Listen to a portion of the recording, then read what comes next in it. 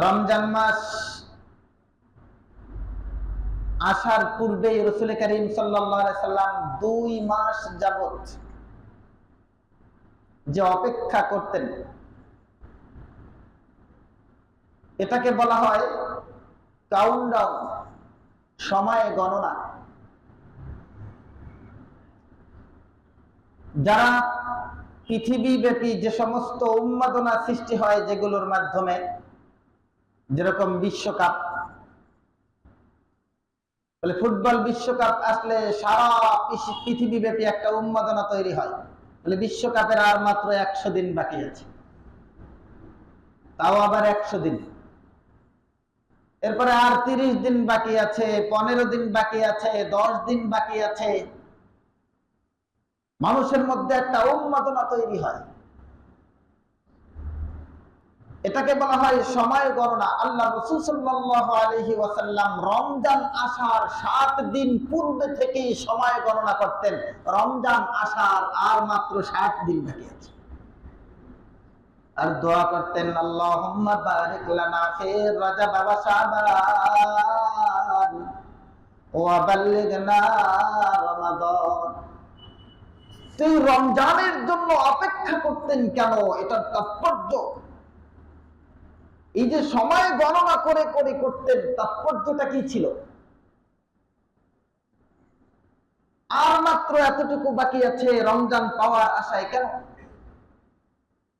বলে যে ব্যক্তি তার ছেলে 10 বছর যাবত বিদেশে থাকে, আর হঠাৎ করে ফোন করে বলছে, আব্বা আম্মা টিকিট কেটে ফেলছি আগামী মাসের 1 তারিখ, আজকে যেই মাসের 1 তারিখ চলতেছে, আগামী মাসের 1 তারিখে আসবো। ছেলে 10 বছর আগে গেছে। যেই মাতা পিতা সন্তানকে 10 বছর যাবত দেখে না, ওই মাতা পিতার কাছে যায় জিজ্ঞাসা করবেন যে তার কাছে প্রত্যেকটা দিন অপেক্ষার প্রহর গুনতে কেমন লাগতেছে। যে আর মাত্র 29 দিন পরে আমার ধন আসতেছে, আর মাত্র 28 দিন, আর মাত্র 27 দিন, 26 দিন, 25 দিন, এভাবে সে দিন গণনা করে। আর 1 ঘন্টা পরেই এয়ারপোর্টে ল্যান্ড করবে প্লেন। এভাবে গণনা করে কিনা? অপেক্ষার প্রহর গণে কিনা? বলে যে ব্যক্তি অপেক্ষা করতেছে তার দিলের অবস্থাটা যায় জিজ্ঞাসা করেন। আর প্রতিবেশী আশেপাশে যারা আছে, তার আশা নিয়ে কোনো আগ্রহ নাই, তাদেরকে জিজ্ঞাসা করে দেখেন যে তার কাছে কেমন লাগছে। এই দুইজনের মধ্যে পার্থক্য আছে কিনা? একজন অপেক্ষা করতেছে আর একজন অপেক্ষা করতেছে না, দুইজনের সমান নয়। আল্লাহর নবী অপেক্ষা করতেছেন রমজানের জন্য। এই রমজানের মধ্যে এমন কি আছে যে আল্লাহর রাসূল 2 মাস আগে থেকে কাউন্টডাউন শুরু করেছেন, সময় গণনা করতে শুরু করেছেন, অপেক্ষা করতে লাগছেন। এটার কারণ হলো যে রমজান যখন আসে, শুধু জান্নাতের মধ্যেই এই বিষয়টা সীমাবদ্ধ থাকে না।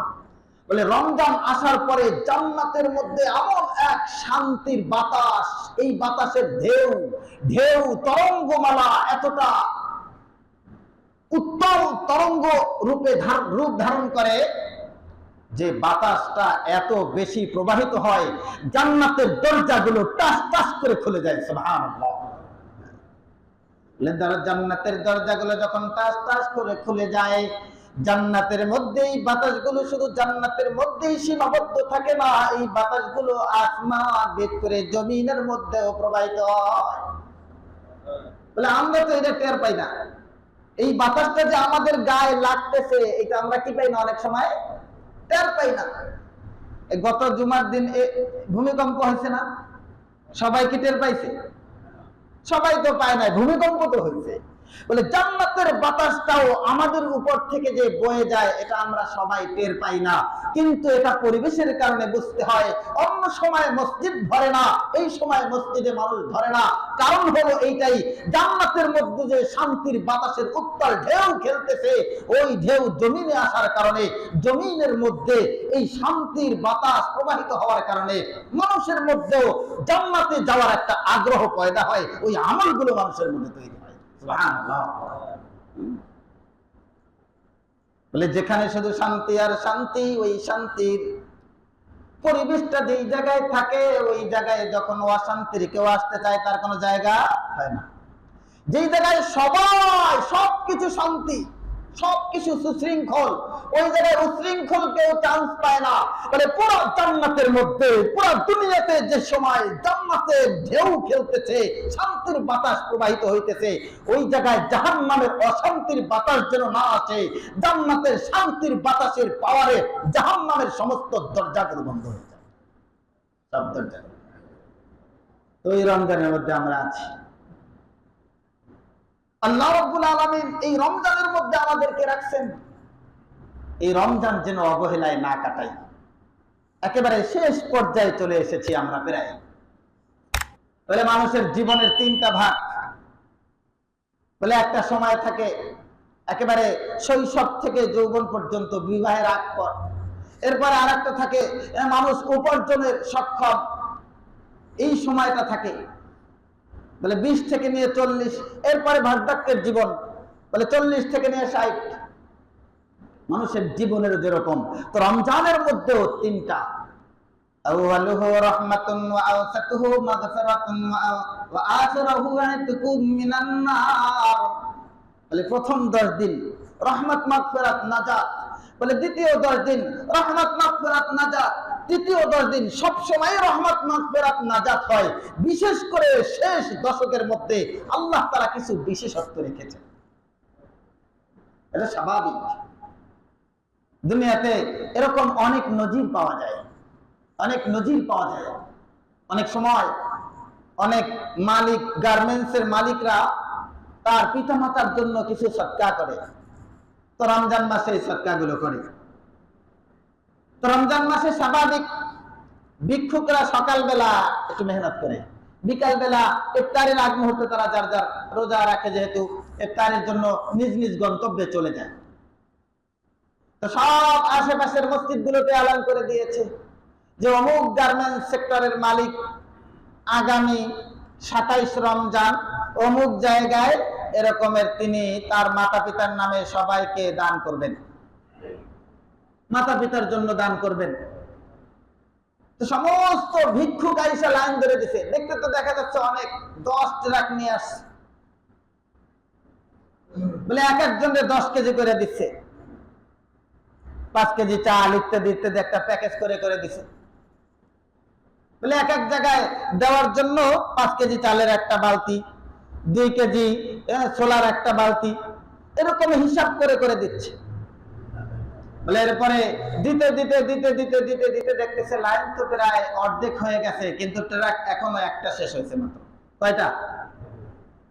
বলে এরপরে যখন আরো দেখতেছে যে এখন অর্ধেক মানুষ দেওয়া হয়ে গেছে, আর 9 ট্রাক বাকি রয়েছে, বলে ঠিক আছে যা দিছে এতক্ষণে ডাবল দাও। এর কি দাও? ডাবল দাও।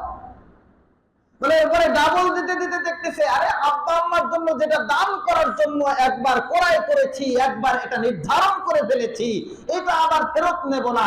অর্থাৎ দেখতেছি লোকজন অল্প আছে, এই যে যা নিতে পারে তারে তাই দিয়ে দাও, যে যা নিতে পারে তারে তাই দিয়ে দাও। আল্লাহ রাব্বুল আলামিন রমজানের শুরুতে যখন কোন মানুষ 3 শর্ত মানবে,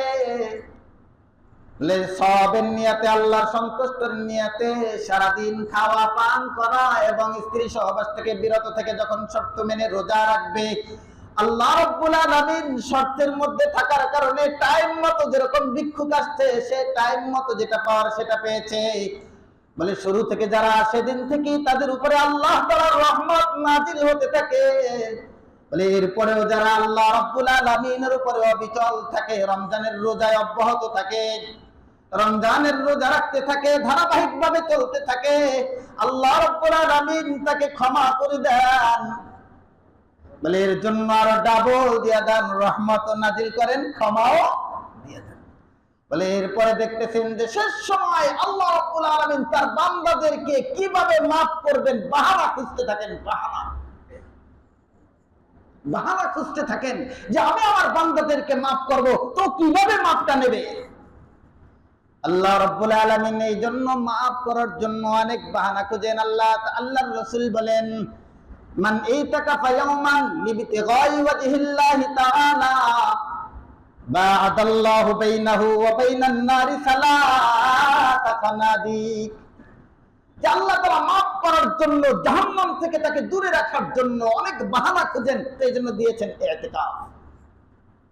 ওয়ালা তুবাশিরুহুন্না ওয়া আনতুম আকিফুনা ফিল মাসাজিদ আন তাহিরা বাইতিয়া লিত-তাইফিনা ওয়াল আকিফিনা ওয়ার রুকাইস সুজুদ। আল্লাহ তাআলা ইতিকাফকারীদের জন্য মসজিদকে পুত পবিত্র রাখতে বলেছেন, ইতিকাফের বিধান নাযিল করেছেন। যে ব্যক্তি আল্লাহর সন্তুষ্টির জন্য একদিনের ইতিকাফ করবে, আল্লাহ তাআলা তার থেকে জাহান্নামকে 3 খন্দক দূরে নিয়ে যাবেন। এক এক খন্দকের দূরত্ব হলো জমিন থেকে আসমান পর্যন্ত যতটা দূরত্ব, এই পরিমাণ দূরত্বে তার থেকে জাহান্নামকে নিয়ে যাবেন। সুবহানাল্লাহ। বলে আমার আর ভয় নাই। বলে কেন?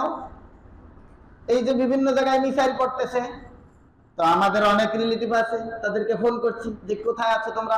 বলে আমি যেখানে আছি আর মিসাইল যেখানে পড়তেছে এখান থেকে 1400 কিলোমিটারের দূরত্ব, তার মানে আমার ভয় নাই। কেন? বলে আমি অনেক দূরে আছি তাই। তো আল্লাহ রাব্বুল আলামিন জাহান্নামকে ওই মুমিন বান্দার থেকে, ইতিকাফকারীদের থেকে এত দূরত্বে নিয়ে যাবেন 1400 কিলোমিটার। বলে জাহান্নামকে এত দূরে নিয়ে যাবেন, 3 খন্দকের দূরত্বে নিয়ে যাবেন। জমিন থেকে নিয়ে আসমান পর্যন্ত যতটা দূরত্ব, এই জমিন থেকে আসমান পর্যন্ত 500 বছরের দূরত্ব। এই 500 বছর দূরত্ব এতটা কোনো বাহন চলার, দুনিয়াবি কোনো বাহন চলার দূরত্ব নয়। এই জন্য আমরা ইতিকাফ করব আল্লাহ তাআলার সন্তুষ্টির জন্য।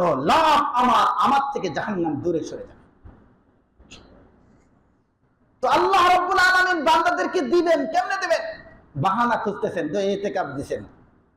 আল্লাহ রাব্বুল আলামিন অন্য উম্মতকে হায়াত দিয়েছেন এত বেশি, তারা সারা জীবন ইবাদত বندگی করেছেন, নবীদেরকে কাছে পেয়েছেন, তাদের দিক নির্দেশনায় ইবাদত বندگی করেছেন। কিন্তু এই উম্মতকে এমন একটা সময় পাঠাইছেন যে সময় শেষ নবী, তারপরে আর কোন নবী আসবে না, জিবরিল আমিনও আসবেন না, ওহী নিয়ে নগদ আসবেন না। দিক নির্দেশনা যেটা একবারই দিয়ে গেছেন, কোরআনে কারীমের মধ্যে পূর্ণাঙ্গ রূপে দিয়ে দিয়েছেন। বলে কিয়ামত পর্যন্ত এই উম্মত আসবে, কিন্তু এই উম্মতের জন্য নতুন করে কোন নবী আসবেন না, জিবরিল আমিন সমাধান নিয়ে আসবেন না।